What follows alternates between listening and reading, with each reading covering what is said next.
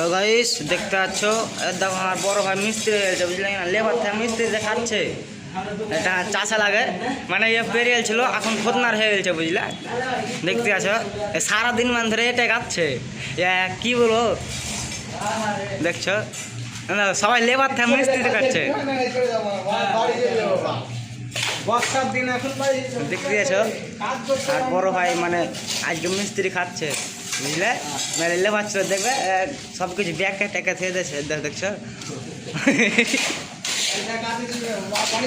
দেখছো গাছ নে করেছে দেখো। আর একটা তো মানে এটা মিস্ত্রি লেবার খাটাচ্ছে দেখো, লেবার খাটাচ্ছে আর ওর লেবার গালা দেখো দেখছো মিস্ত্রি খাচ্ছে।